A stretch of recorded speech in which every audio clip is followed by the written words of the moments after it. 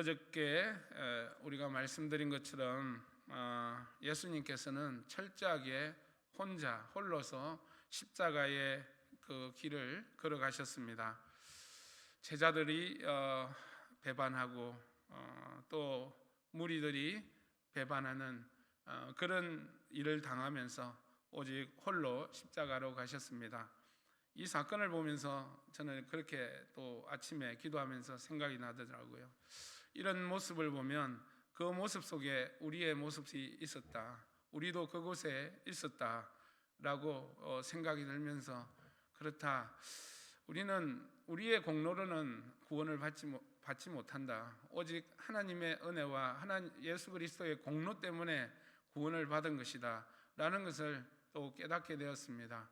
십자가 앞에서 모든 사람들은 떠나고 그 가운데서 예수님 홀로 그 십자가를 지신 것이 바로 예수님 당신을 위해서 지신 것이 아니라 바로 우리의 죄를 위해서, 우리 자신을 위해서 졌다는 사실이 바로 예수님의 공로이고, 우리는 아무것도 한 일이 없이 그저 예수를 믿음으로 우리가 구원을 받게 됐다는 사실을 또 한번 깨달았습니다. 저와 여러분, 우리의 공로가 들어가지 않았다고 해서 그것이 값싼 우리가 구원이 아니라 정말 하나님의 아들 예수님의 피가 우리를 구원하였기에 그 공로는 정말 우리가 어떤 것으로도 비견할 수 없는 그러한 큰 값비싼 공로임을 우리가 알기를 간절히 소망합니다. 오늘은 그 배신과 또 배반을 넘어가서 오늘 말씀을 읽어보면 조롱과 희롱이라는 단어가 여러분 눈에 띄었을 것입니다. 오늘 첫 번째는 총독 병사들이 예수님을 십자가에 못 박기 위해서 총독 관제에 모여서 예수님을 희롱합니다. 오늘 보시면 자색옷이라고 주홍옷 있어야 되어 있죠. 망토입니다. 당시에는 자색옷이 굉장히 이렇게 부의 상징이고 권력의 상징이었습니다. 황제들이 입는 또는 귀족들이 입는 그런 옷을 예수님에게 입히시고 또 갈대를 들게 하십니다. 여러분 그림이나 이런 데 보면 꼭 이 왕들이 뭔가를 하나 들고 있지 않습니까? 그런 모습으로 흉내 내게 하면서 예수님을 희롱합니다. 예수님이 유대인의 왕이라고 하면서 유대인의 왕 만세 하면서 그렇게 조롱하고 희롱을 하였습니다. 그리고 가장 치욕적인 것은 그 갈대를 빼앗아서 예수님의 머리를 칩니다. 여러분들 미국에는 하지 말아야 될 일일 것이 중에 하나가 어린아이들이 귀엽다고 이렇게 머리를 한번 남이 만지면 안 된다고 그러더라고요. 이 머리라는 것은 참 우리 인간의 그 신체 가운데 아주 소중한 부분들 중에 하나입니다. 모두가 다 소중하지만 이 머리를 때린다, 머리를 친다는 것은 그야말로 인간을 무시하고 존재를 무시하는 모독적인 그런 행위에 가깝습니다. 그렇게 행위라고 해도 과언이 아니겠죠. 예수님을 그렇게 하셨다는 거죠. 우리가 만일에 예수님을 믿는 우리는 이 모습을 보면 붕괴하고, 아니 어떻게 저런 행동을 할 수 있지? 어떻게 예수님을 그렇게 할 수 있지? 그렇게 합니다. 여러분, 믿지 않으면 무엇인들 못하겠습니까? 예수님이 하나님의 아들임을, 또 예수님이 메시아임을 믿지 못하고 나와 상관없는 사람이라면 이런 일이 우리에게도 일상으로 일어날 수밖에 없습니다. 그래서 그들이 유대인의 왕이라고 하고 또 십자가의 못을 받고 난 뒤에 결국 예수님 포도주에 쓸개를 타서 마시게 한 일이나, 그리고 제비를 뽑아서 그 옷을 나누게 한 일이나, 이 모든 일들은 또 성경에서 성경의 말씀이 또 그대로 마태는 인용을 해서 그것이 이루어졌다라는 것을 보여줍니다. 그렇습니다. 병사들은 모르고 예수님이 유대인의 왕이라고 이야기를 하고, 또 팻말로서 이 사람이 유대인의 왕 예수다라고 쓴 것들, 이런 것들은 그들의 무지나 그들의 모름으로 이렇게 했지만 결국 그것이 예수님을 또 알리게 하는 그런 일이 되었다는 거죠. 예수님은 그들은 반대하고 조롱하지만 예수님은 만왕의 왕이시고 하나님의 아들이십니다.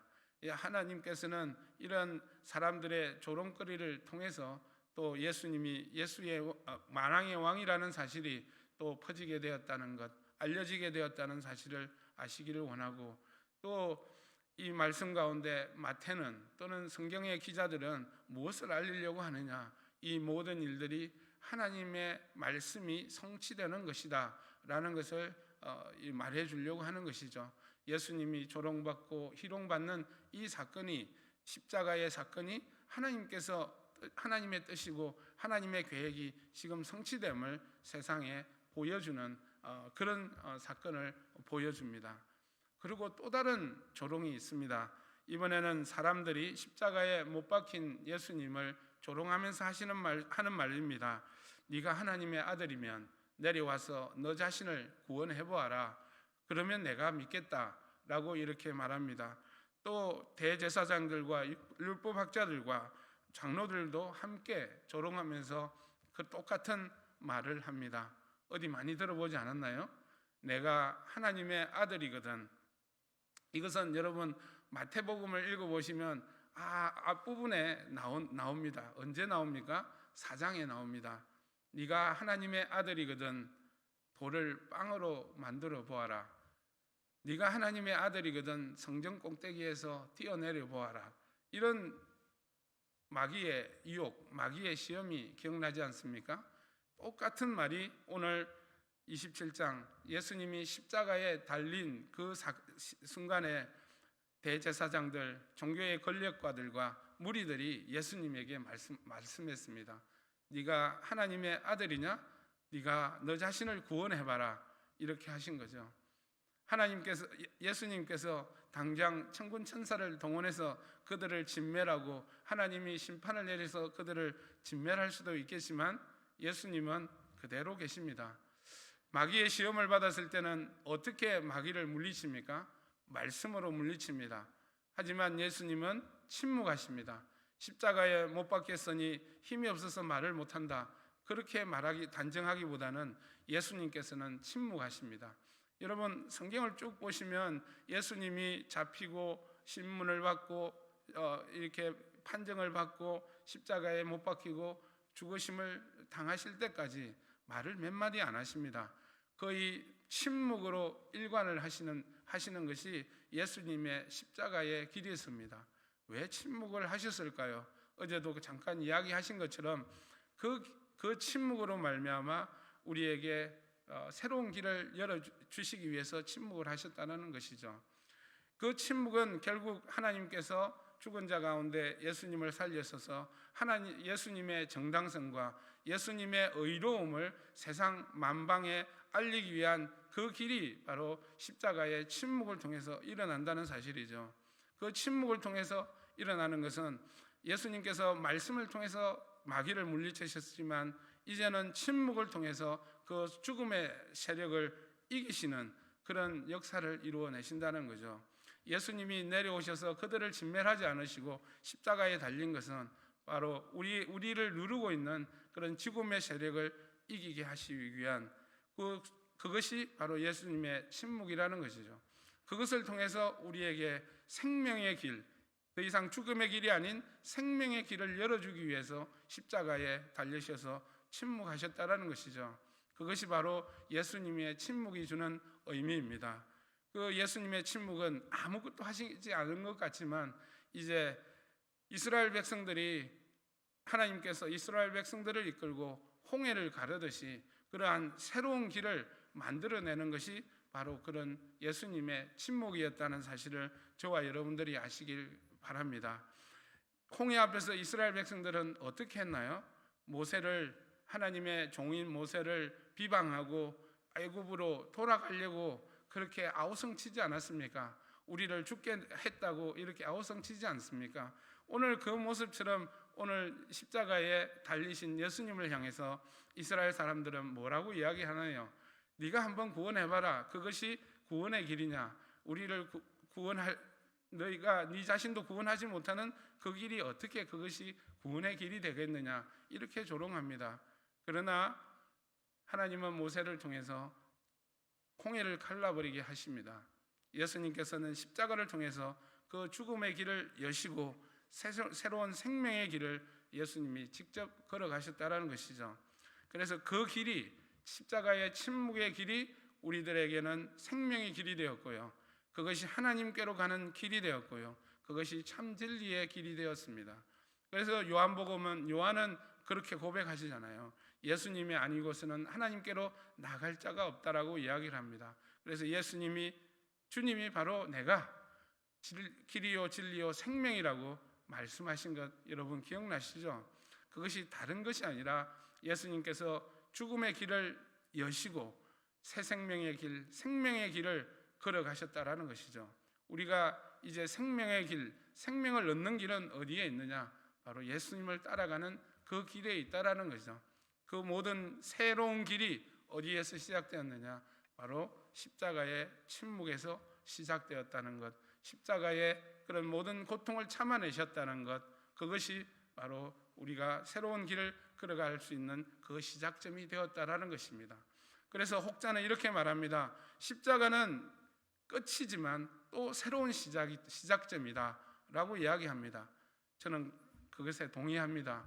십자가는 죽음이기 때문에 사람들이 보기에는 끝이라고 생각하지만 결국 그것은 부활하는 그 시작점인, 생명이 부활하는 그 시작점이라는 사실을 저와 여러분들이 아시길 간절히 소망합니다. 우리는 아무한 것 없습니다. 주님이 십자가에서 우리에게 길을 열어놓으셨습니다. 저와 여러분 어떻게 하시겠습니까? 계속 주님의 길을 따라가시지 않겠습니까? 십자가의 길을 따라가시지 않겠습니까? 아무도 가보지 않은 길, 정말 우리 다 두려워하잖아요. 그러나 먼저 예수님께서 그 길을 걸어가셨습니다. 우리는 아이들이 어머니를 쫄랑쫄랑 따라가듯이 저와 여러분들이 예수님 뒤를 쫄랑쫄랑 따라가는 그런 저와 여러분들이 되시길 간절히 소망합니다.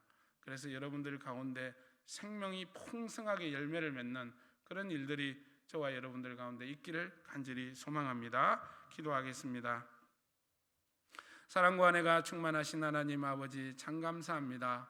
예수님의 십자가는 죽음의 길 마지막 끝이었지만 그 죽음의 길에서 죽음을 이기시고 또 새로운 부활로 생명이 시작되는 시작점입니다. 주님께서 십자가에서 침묵하심으로 그 십자가의 모든 고난을 받으심으로 우리가 그 생명을 얻을 수 있었음을 우리가 이 시간 고백합니다.